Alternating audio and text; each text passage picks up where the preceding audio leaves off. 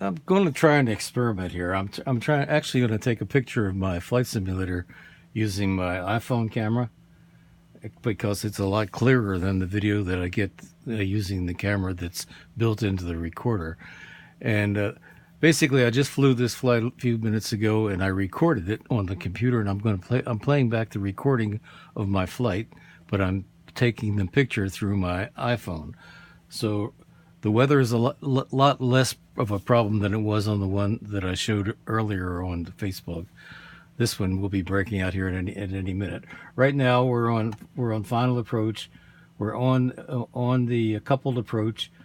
This indicates we're right on the glide slope and right on the course to the runway. And the GPS indicates that the autopilot is doing the flying through the GPS. It's called a couple radar or GPS approach. Okay, I'm going to start the recording now, and we should break out very shortly after I start. It's actual. I took, like I say, took out the turbulence and put less of a ceiling into the airplane. So as you can see, we're going down slowly at about 500 feet a minute, on glide path, on course, and now we're beginning to break out. You can begin to see the ground here. We're actually at 1,800 feet here, and the elevation 600. So we're 1,300 feet above the ground right now, in and out of the clouds, but it'll clear up pretty good here in a second. And the autopilot is keeping it on course. As long as this is centered and this is centered, we're right on glide path, right on course. Here's my speed. Normally at approach speed about 94, 95. No, anywhere from 90 to 95 is great for this little airplane. And at field elevation is 600. So I'll take over and land it manually when we get to 800 indicated altitude, which will be 200 feet above the ground. And you can see the runway coming into sight now. This is runway 35 left at Dallas Fort Worth. The airport is actually over here. It'll become more clear. There's a lot of runways at Dallas. There's runways here, here, here. 3 runways here, 2 here, and 2 over here. So there's actually about 6 or 7 runways that you can land at Dallas. Huge area. This autopilot flies a great approach. And I actually have let it land itself, and it bounces a little bit, but not too bad. When I was flying the C5, which was, as you know, a big airplane, we could actually have the autopilot land the C5. But the strange story was the wing is so big on the C5 that when you get close to the ground, it compresses the air and tries to push the plane back up in the air. So when you're on a coupled approach, theoretically, it wouldn't let you land. It would let you it would get close to the runway, then bounce up into the air. So they programmed the autopilot to land 40 feet below the runway, and that's how they got around it.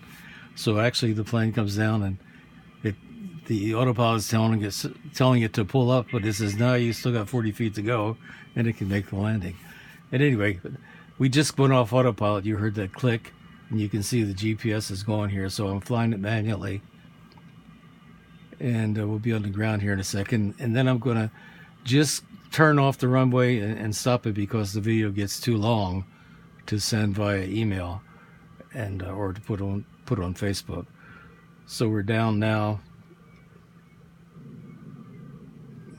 And we'll be turning off right up here about this area here. You'll see some taxi lights or taxiway guided lights, some kind of greenish and orange. And it'll show me where to turn off. Meanwhile, I've got the flaps coming up. You didn't see that, but I pulled the flaps up, pulled the throttle back. We're in idle right now. I'll give it a little more juice when we get around the bend. And there's the turn right up here. So when we get to here, we're going to turn in toward the airport. The steering is really sensitive. It doesn't take much to steer this simulator. The airplane's much better than the simulator in that regard.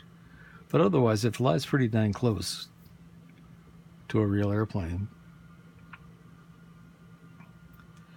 And you can see over here is the hotel at Dallas Fort Worth. I mean, this is very realistic. It looks just like DFW.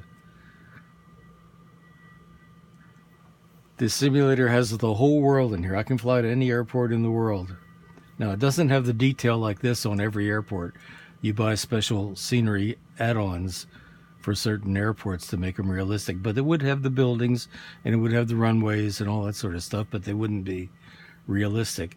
And you can see this is interactive. There's the people mover that moves passengers from one terminal to another. And as we get in further, it would actually show you trucks moving around. I'm going to stop it right now just for to cut down on the size of this tape.